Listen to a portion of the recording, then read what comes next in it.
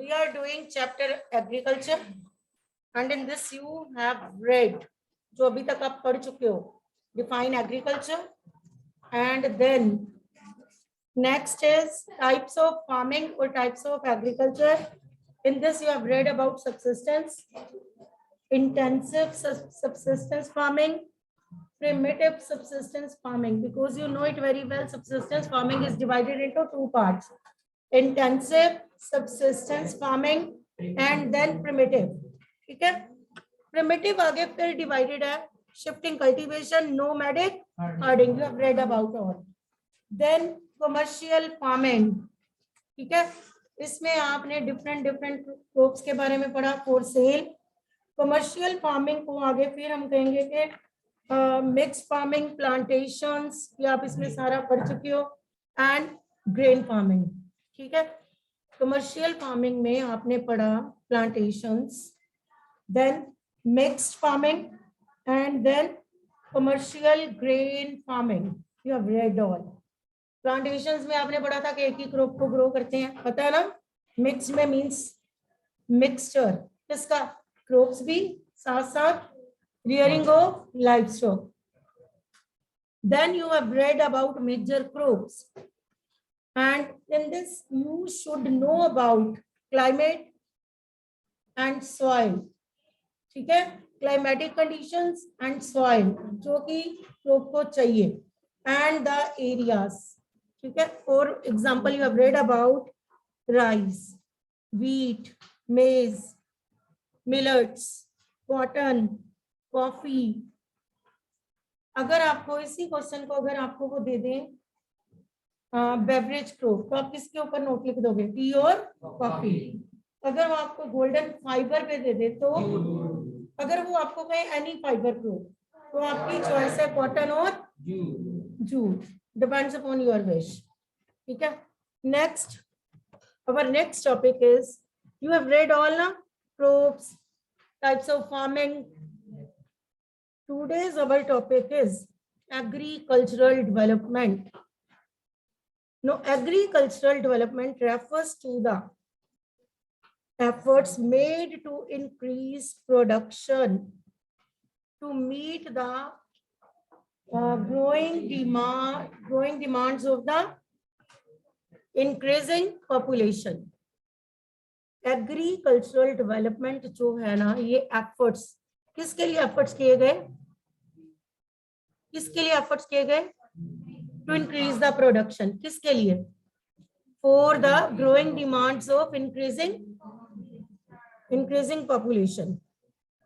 Up, this can be achieved. How this agricultural development achieved? Now, what are the methods, ways? This agricultural development can be achieved by various ways. First of all, तो आप बताओगे increasing the crop area. अगर हमने agricultural production को बढ़ाना है, तो सबसे पहले तो एग्रीकल्चरल एरिया बढ़ाना पड़ेगा. यही है ना फर्स्ट. किसको हम बढ़ाएंगे सबसे पहले, इंक्रीज द एग्रीकल्चरल एरिया, या bring more and more land under cultivation. Next, number of crops grown. फिर इरिगेशन फैसिलिटीज भी होनी चाहिए, है ना, irrigation facilities properly available. Then use of fertilizers and high yielding variety of seeds, HYV, high yielding variety of seeds. And next is mechanization of agricultural areas या fields. अगर fields ही mechanized होंगे तो अपने आप प्रोडक्शन बढ़ेगी. Now, what are the ways to increase the agricultural production? First of all, to define agricultural development. क्या agricultural development? Increase the production of agriculture. Increase the production. किस वे से production increase की? क्यों production increase की? To meet the growing demands of increasing population. ठीक है? अब कौन से methods हैं to increase this agricultural production? What are the methods? सबसे पहले तो area under cultivation should be increased, area increase होना चाहिए. Next, number of crops grown. Farms should be mechanized. Very good. Or irrigation, proper irrigation facilities, or use of fertilizers. And HYV. What do you mean by HYV? High yielding variety of seeds. ठीक है, अगर ये methods adopt करते हैं तो किसमें production, किसकी production increase होगी? Agricultural production. अगर एग्रीकल्चरल प्रोडक्शन इंक्रीज होगी तो क्या होगी? Agricultural development. Is it clear? Agricultural development. Now next is agriculture has developed at different places in different parts of the world. Developing countries such as India is developing country, not developed nation. USA and India को हमने compare करना है आगे जाके, ठीक है? Developing countries with large population, तो इसकी एग्जांपल बताओ. which country? India. Usually practice intensive agriculture. हमारे यहाँ पे मोस्टली कौन सी एग्रीकल्चर को फॉलो किया जाता है? Intensive agriculture, where crops are grown on small holdings mostly for subsistence. Larger holdings are more suitable for commercial agriculture as in USA, Canada, Australia. With the help of 2 case studies of farms, one from India and other from USA. Now let's understand about agriculture in developing and developed country. अब हमने compare करना है agriculture in developing and developed country. तो कौन सी 2 countries हम लेंगे? India and USA. Listen carefully. Farm in India. अभी एक मुन्ना लाल की स्टोरी बताई हुई है बुक में, ठीक है? Farm in India. Listen carefully. There is a small village in Ghazipur district of Uttar Pradesh. Ghazipur district Uttar Pradesh में एक छोटा सा विलेज है Adilabad. Munna Lal is a small farmer in this village who has farmland of about 1.5 hectare. His house is in the main village. Now this is about Munna Lal. Munna Lal, Adilabad village, Ghazipur district, Uttar Pradesh, वहां का रहने वाला. उसके पास कितनी land है? 1.5 hectare. अब क्या किया मुन्ना लाल ने?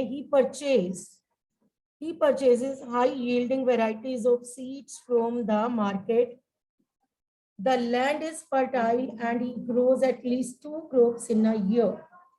मुन्ना लाल ने हाई यील्डिंग वैरायटी सीड्स लिए मार्केट से. कितने तरह की क्रॉप्स साल में वो ग्रो करता है? 2. For he takes advice of his friends and elders as well as government agricultural officers regarding farming practices. Munna Lal के पास एक छोटा सा फील्ड है, उसके लिए उसने HBY high yielding variety seeds लिए. कितने तरह की क्रॉप्स वो ग्रो करता है? 2. मोस्टली वो कौन सी क्रॉप्स ग्रो करता है? Wheat, rice and pulses. ये वाली क्रॉप्स ग्रो करता है. अब वो किसकी हेल्प लेता है? साथ साथ फ्रेंड्स की और साथ में एग्रीकल्चरल ऑफिसर्स की. उनसे वो उनकी हेल्प लेता है. While using these pesticides, manures, जो भी. He takes a tractor on rent for plowing. अब देखो उसने ट्रैक्टर भी रेंट पे लिया है, ठीक है? अपने पास उसका अपना ट्रैक्टर नहीं है. Tractor on rent for plowing his field. Though some of his friends still use traditional method of using bullocks for plowing. अभी इंडिया के बारे में बता रहे हैं कि मुन्ना लाल ने ट्रैक्टर कैसे लिया? On rent. बट उसके फ्रेंड्स कौन से मेथड्स अभी भी फॉलो कर रहे हैं? Traditional old methods such as bullocks for plowing. There is a tubewell in the nearby field which he takes on rent to irrigate his field. अब उसके पास, उसके फील्ड के पास क्या है? ट्यूबवेल. पास में है उसके विलेज के. उसको भी उसने रेंट पे लिया. जो वाटर लेगा उसका वो क्या देगा?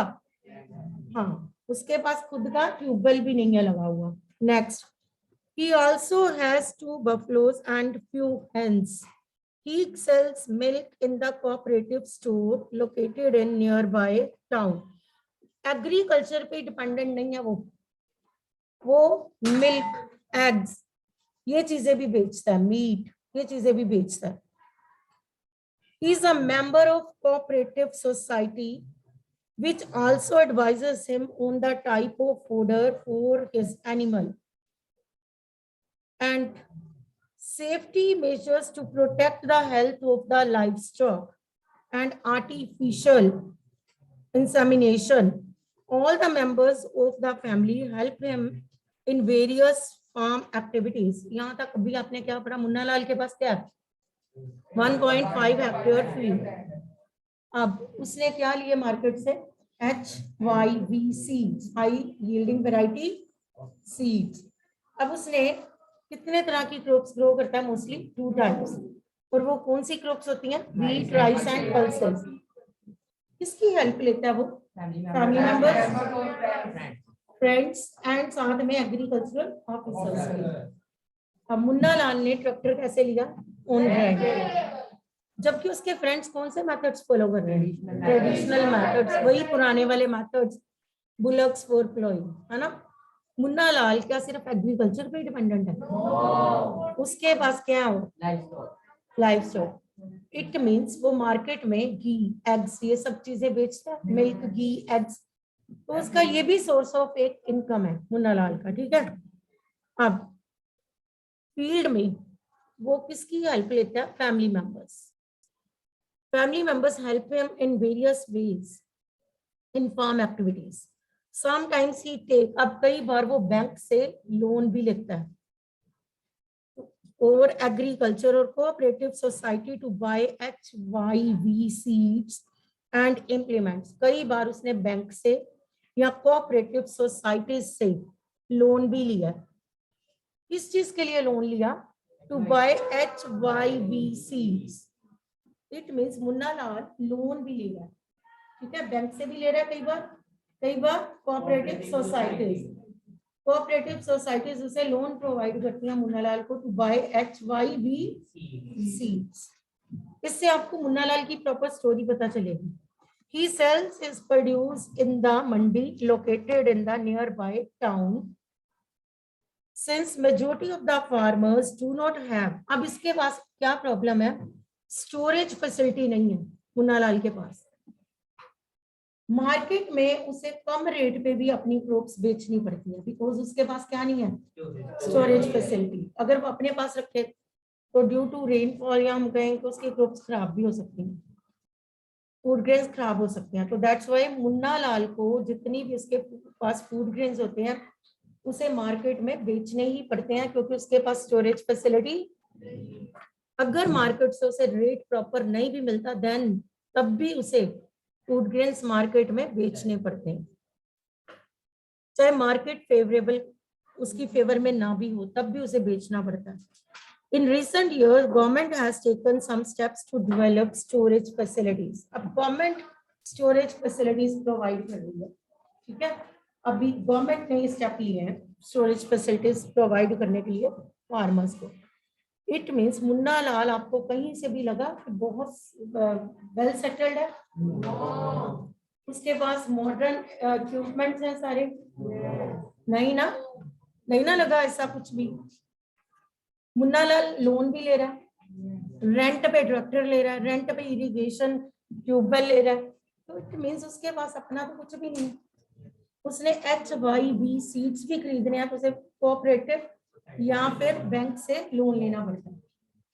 और साथ में वो सिर्फ क्रॉप्स पे, एग्रीकल्चर पे डिपेंडेंट नहीं है. उसके पास लाइफ स्टॉक भी है. वो मार्केट में मिल्क, घी, एग्स, ये भी चीजें बेचता है.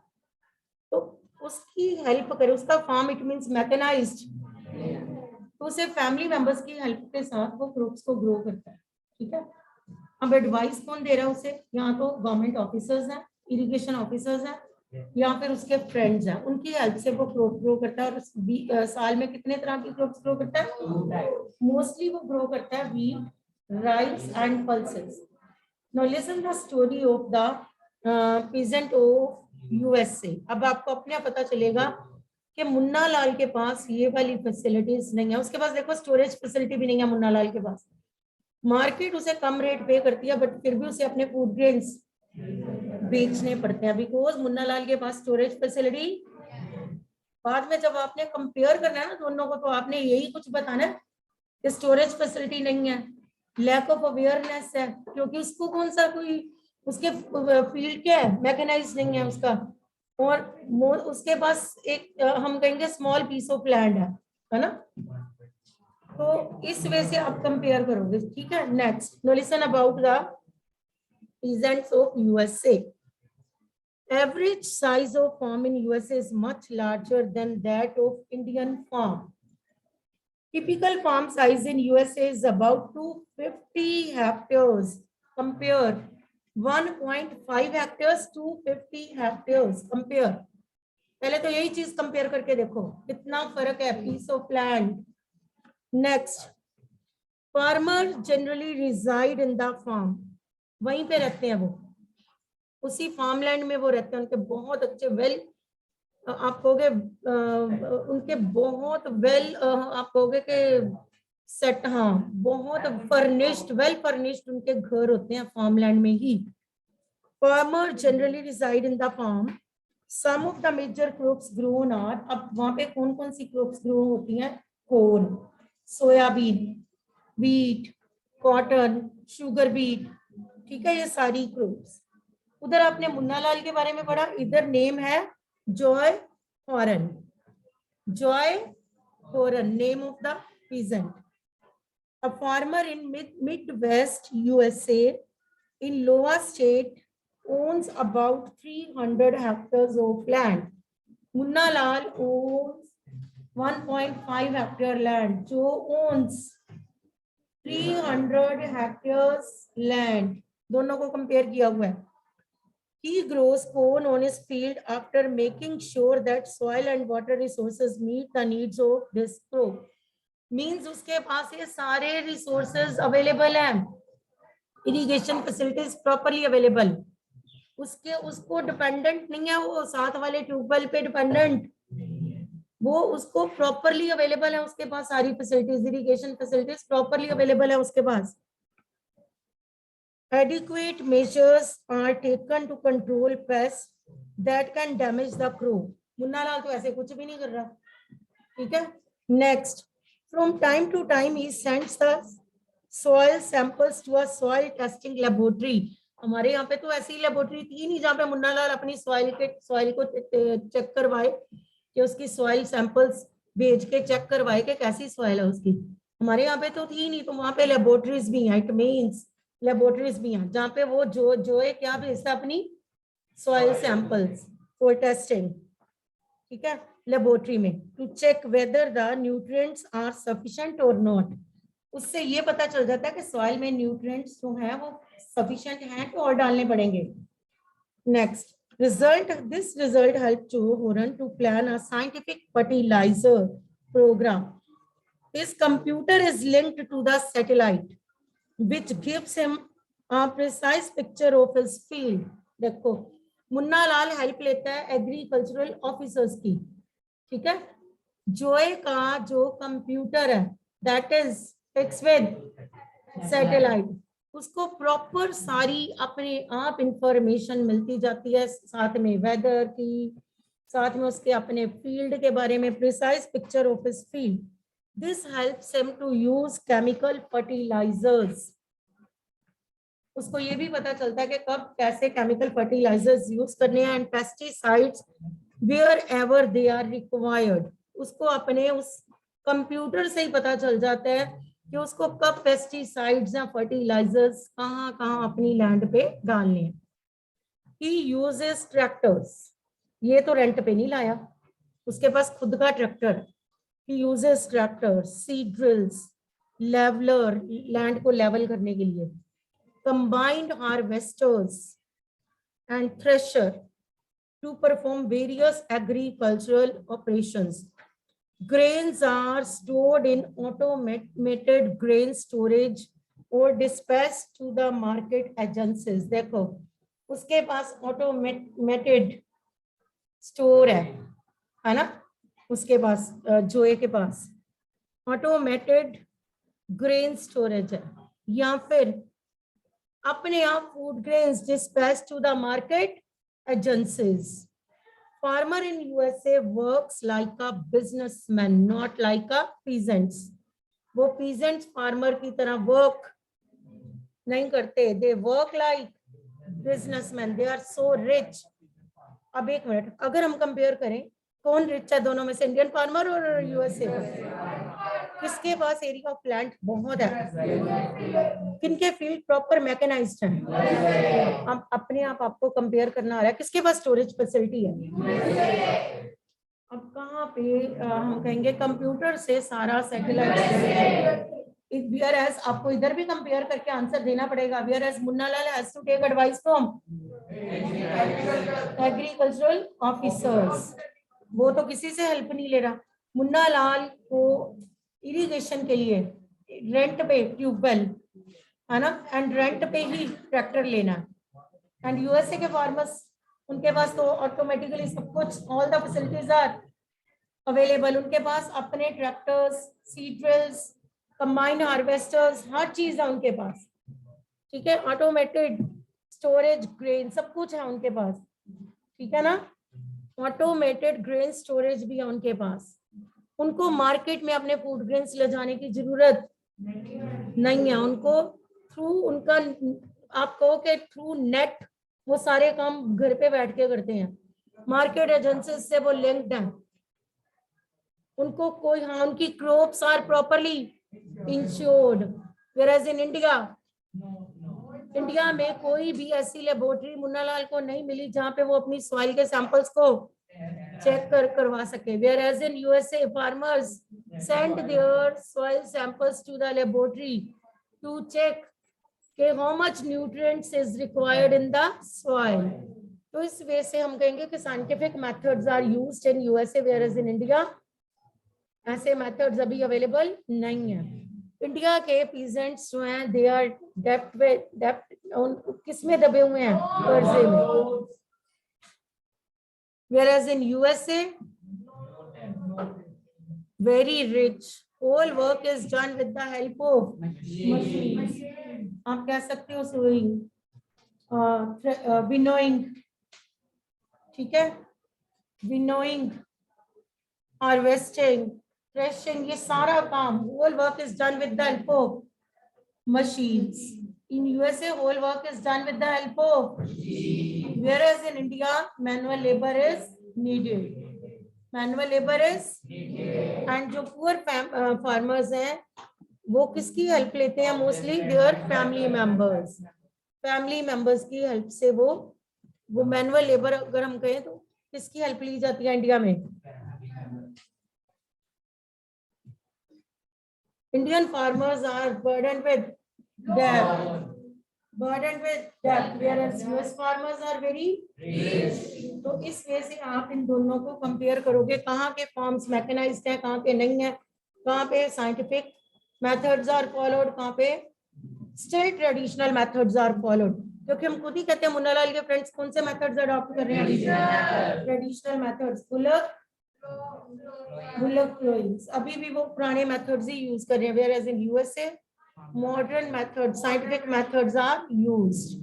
तो ये सारा आपका टॉपिक है। अब फर्स्ट, व्हाट इज एग्रीकल्चर? अब आ जाओ वापस, व्हाट इज एग्रीकल्चर? अगर आपको ये टॉपिक आ जाए पेपर में, व्हाट इज एग्रीकल्चर, तो आपने बताना है the science and art of cultivation on the soil, raising crops and rearing livestock. It is also called farming. The word agriculture is derived from Latin word ager or meaning soil and culture meaning cultivation. Culture meaning, is it clear? Define agriculture. Listen again. The science and art of cultivation on the soil, raising crops and rearing. It is also called farming. It is also called farming. The word agriculture is taken from agar or agri meaning and culture meaning. Now is it clear? It's on page number 41. Box, do you know first point? And then again box, page number 40. Both. You have to write both. Listen again. The science and art of cultivation on the soil, raising crops and rearing livestock. It is also called farming. The word agriculture is derived from Latin word agaror, meaning and culture meaning. Is it clear? Sure. Define agriculture. Is it clear? चलो अगला देखती हूँ मैं आपको आता है. Tell me the next. Name the factors. Listen carefully. Name the factors influencing agriculture. Now tell me. Very good. Stand up and repeat. Favorable topography of soil and climate. Very good. Favorable topography of soil and climate. And climate. तो इनको explain भी करो ना थोड़ा सा. First is favorable topography of soil. Tell me. आप पहले compare करो नॉर्दर्न प्लेन्स के बारे में बता दो. Then अपने आप, it's not given in the book, अपने आप बनाओ. आप पहले अपने नॉर्दर्न प्लेन्स की सॉइल को ले लो, देन सैंडी सॉइल ले लो डेजर्ट की, ठीक है, देन माउंटेनियस ले लो, माउंटेनियस रीजन की सॉइल ले लो. तीनों को कंपेयर करो, अपने आप ही बन जाना answer. Favourable topography of soil. अब क्लाइमेट में अगेन आप ले सकते हो क्लाइमेट ऑफ, आप डेजर्ट का क्लाइमेट ले सकते हो कि डेजर्ट में रेनफॉल ही नहीं होती, तो वहां पे वैसी हुई क्रॉप्स होंगी ना, है ना. तो नॉर्दर्न प्लेन्स में आप कह सकते हो कि suitable climate for the crops. तो हमारे यहाँ पे variety of crops are grown in northern plains, है ना. तो इस वे से आप बता सकते हो. ठीक.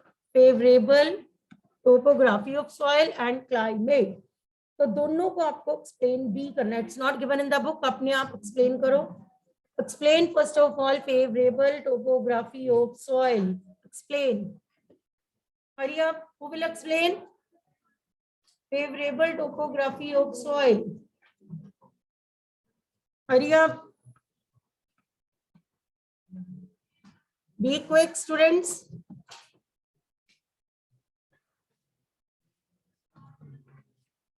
Who will explain? आप इसे ऐसे लिखोगे ना, favourable topography of soil influence agriculture. For example in northern planes soil is very fertile as it is formed from the material brought down by the. ये तो मैं खुद ही अपने आप बनाऊं. For example, in northern plains, soil is very fertile as it is formed from the material. कहाँ से बनती है हमारी soil? It is formed from the material brought down by the rivers. And this soil is good for growing variety of crops. Variety of crops. Wheat is the main crop grown in northern plains. And northern plains are known as wheat bowl of India.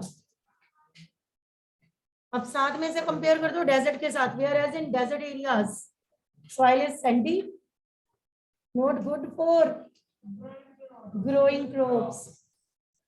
So thorny plants are grown in the desert. Thorny plants are grown in the desert. Only oases, only. आप ऐसे बता सकते हो, in deserts crops are grown only near the oasis. Oasis पता है ना? What do mean by oasis? Very good. Green place in the desert. जहाँ पे सॉइल फर्टाइल होती है। आप इस वे से इसे कंपेयर कर सकते हो। Is it clear? अगर किसी बच्चे को प्रॉब्लम आए तो वो माउंटेनियस एरियाज को भी कर सकता है। In mountainous region mountainous soil is found and that is good for growing varieties of fruits. तभी हम ऑर्चर्ड्स कहाँ पे पाए जाते हैं? Mostly orchards are found in mountainous regions. Fruit gardens are found in mountainous region. तो you can write like this also. आपकी मर्जी, आप किसके साथ नॉर्दर्न प्लेन्स के बारे में लिखते हैं, चाहे आप डेजर्ट से कंपेयर करो, चाहे आप mountainous region. Is it clear? आपको सॉइल को कंपेयर करना है कि कहाँ की सॉइल कैसी है. सॉइल पे डिपेंड करती है फ्रूट्स, पता है ना? क्यों नहीं डेजर्ट को कहा गया wheat bowl of India? Why? क्योंकि वहां पे तो इतनी वीट होती नहीं. वहां पे सैंडी सॉइल है. Sandy soil is not required for growing wheat. Wheat के लिए तो सैंडी सॉइल चाहिए ही नहीं है, पता है ना? नेक्स्ट, क्लाइमेट कंपेयर करिए. आप क्लाइमेट के बारे में बताओ. How will you write? Very good. हाँ बोलो. पहले तो आप नॉर्दर्न प्लेन्स पहले भी किया, तो नॉर्दर्न प्लेन्स अब भी पहले करो. नॉर्दर्न प्लेन्स में climate is suitable for growing fruits. Suitable climate. एक मिनट. नॉर्दर्न प्लेन्स हम खुद ही कहते हैं थिकली पॉपुलेटेड. हम खुद कहते हैं थिकली पॉपुलेटेड है because climate is suitable. Suitable climate होने के कारण थिकली पॉपुलेटेड. अगर हम कहें माउंटेनियस रीजन तो वहां पे हार्श क्लाइमेट है ना? तो अगर हम डेजर्ट एरियाज का बोले तो वहां पे रेनफॉल ही नहीं होती. सॉइल को, क्रॉप्स को तो वाटर भी चाहिए.